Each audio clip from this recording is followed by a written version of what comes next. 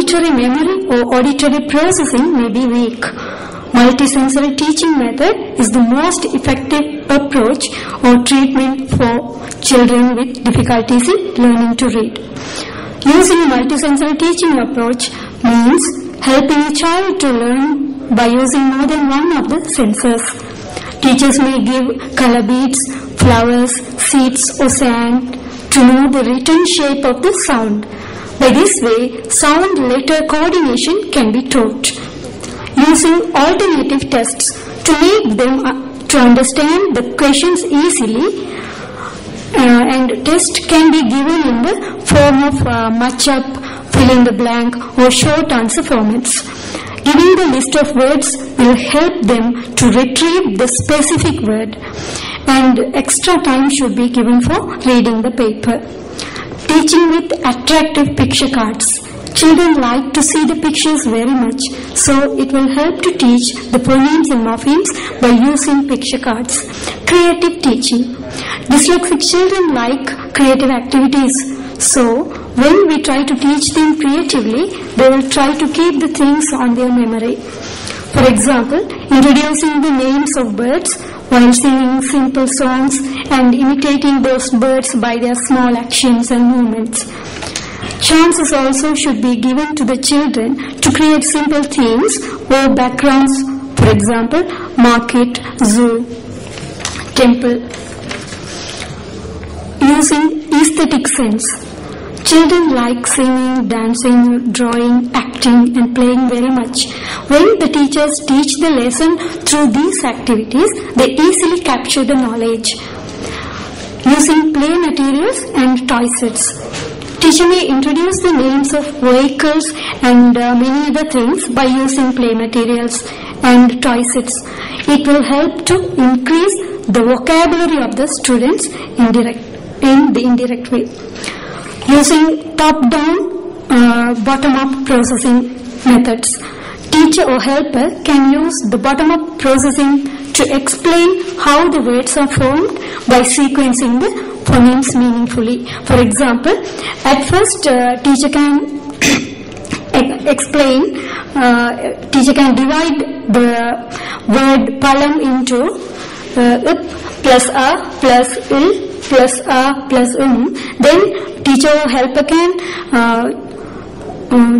divide the word into pa plus la plus then only he or she can introduce the word palam. The same way, top-down processing may be used to divide the sentences into smaller components and to isolate the same morphemes in Tamil. For example, when the teacher introduces Pasu, Pal, Tarum, at first she or he can introduce Pasu plus Pal plus Tarum, then only he can divide the word morpheme Pasu into up plus a plus ich plus u, then Pal into up plus a plus il, and Tarum into with plus a plus il plus u plus m. Conclusion. Based on this small research, I was able to find that awareness on dyslexia and using the remedial techniques to cope with dyslexia are very poor in the society. It requires very careful attention for considering the bright future of many Tamil-speaking dyslexic children. The research shows that there is an important need for the detailed research on this topic in Jaffna Peninsula. Definitely, it will throw out the light on the affected children's life. Thank you. If it is possible, I can just give in Tamil briefly what you have done. You can just tell in Tamil so that many of them cannot follow. தமிழ்ல சொல்லுங்க, கொஞ்சம் வேணுங்கிறவங்களுக்கு சில பேருக்கு புரியாம இருக்கலாம். சுருக்கமா சொல்லிட்டு அப்புறம் then we will go for discussion. டிஸ்லெக்சியான்றது ஒரு கற்றல் குறைபாடுன்னு சொல்லி வகைப்படுத்தி இருக்காங்க. இது முக்கியமா வாசித்தல் என்ற திறனோட தொடர்பு பட்டிருக்குது. இப்ப நம்ம மொழி கற்றல்ல வாசித்தலும் ஒரு விஷயமா இருக்குது. இப்ப திறன்கள்ல வாசித்தல், கேட்டல், எழுதுதல், பேசுதல் வருது. இதுல வாசித்தல் மற்ற திறன்களை நாங்கள் அறிந்து கொள்றதுக்கும் உதவியாக இருக்குது. இந்த வகையில டிஸ்லெக்சியா வந்து இந்த வாசித்தல் ஏற்படுற பிரச்சனை. இது வந்து ஒரு ரிட்டன் டாக்குமெண்ட், ஒரு எழுத்து ஆவணம் வந்து நாங்கள் படிச்சு கொண்டிருக்கல, வாசித்து கொண்டிருக்கல, கண்கள் ஊடாக அந்த எழுத்துக்கள் வந்து எங்களுடைய மூளையை போய் சென்றிட வேண்டிய தேவை இருக்கு. அந்த செயல்முறைப்படுத்தல, அந்த ப்ராசஸிங்ல வர பிரச்சனையால இந்த குறைபாடு ஏற்படுது. இதை பற்றி நான் இதை தலைப்பை எடுத்துக்கொண்டதுக்கான காரணம், இதை பற்றின அறிவு என்னை பொறுத்தவரையில நான் மொழியில் 4 வருடம் சிறப்பு கலையாக பயந்திருக்கு. ஆனால் புத்தகங்களை மட்டும்தான் இதை படித்திருக்கிறேன். எங்க வீட்டில் இருக்கின்ற பேராசிரியர் திருவள்ளுவர், டாக்டர் லலிதா ராஜா ஆகிய இருவரிடமும் தான் என்னால் உளமொழியலையும் கிளினிக்கல் லிங்குவிஸ்டிக்ஸ், சைக்காலஜிஸ்ட் இந்த 2ஐயும் படிக்க முடிந்தது. இங்க படிக்கும்போது சார் வந்து இதை பற்றி டீட்டெயிலா எங்களுக்கு படிப்பிச்சிருக்கிறார்.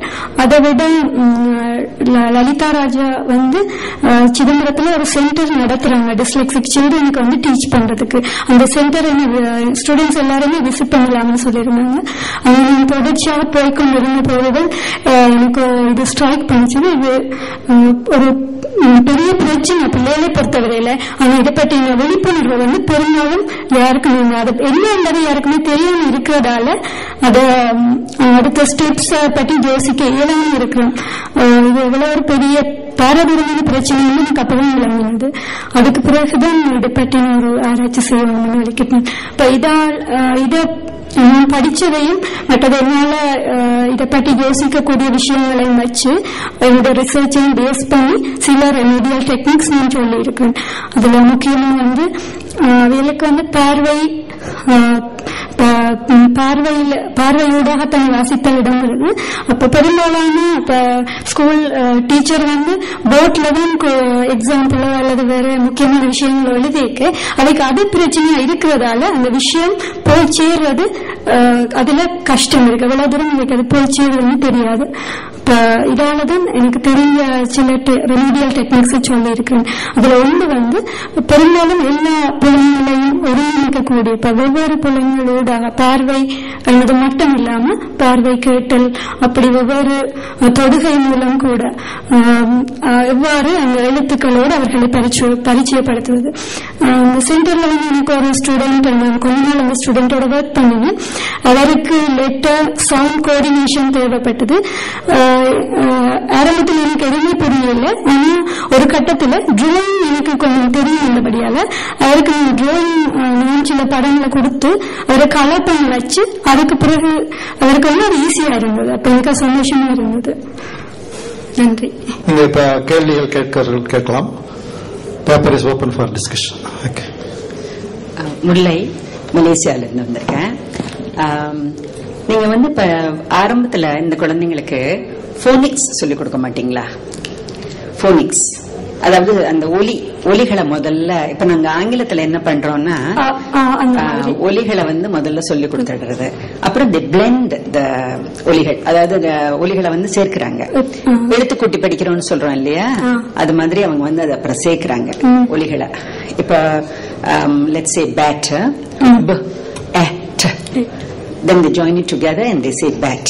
இப்ப தமிழ்ல எப்படி அந்த மாதிரி நீங்க வந்து இப்ப பாலுக்கு வந்து இப் பிளஸ் ஆ அப்படி சொல்லி கொடுக்குறீங்க.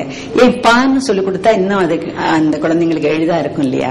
இல்ல, பொனட்டிக்ஸ் வந்து பேசிக் இல்லையா, அதனால அது இன்ட்ரோடியூஸ் பண்றேன். இப்ப இந்த பாட்டம் அப் வரும்போது அது அவங்களுக்கு ஈஸியா இருக்கும். எடுத்த உடனே பால்ன்றதை விட அது பால் அவங்க ஏற்கனவே கேள்விப்பட்டதா இருக்கலாம். அது வந்து அவங்களுக்கு வந்து எழுத தெரியும் இல்லையா. பால்ன்றது பிள்ளையால சொல்ல முடியுது, பட் பால்ன்றது சரியா எழுதுறதுல பிரச்சனை வருது இல்லையா. அதுக்காகத்தான் நாங்க பாட்டம் அப் கீழே முதல்ல வந்து பொனட்டிக்ஸ், அதுக்கப்புறமா பொனிம்ஸ் சேர்த்து சீக்வன்ஸ் பண்ணி அதுக்கப்புறம் மொஃபீம் எடுக்கிறோம் லிங்குவிஸ்டிக்ஸ்ல. அதான் இப்ப ஆங்கும்போது நம்ம இப்ப எழுதும் போது வெறும் பா தான் எழுதுவோம். பா அப்போ இப்ப ஆங்கிறது அவங்களுக்கு இன்னும் சிரமமா இருக்குமான்னு எனக்கு ஒரு எண்ணம். பானே அந்த சவுண்ட் வந்து எப்ப அது பா அப்பியர் ஆனாலும் அது பா. இந்த தமிழ் வந்து it's a phonetic language unlike English, so I don't know.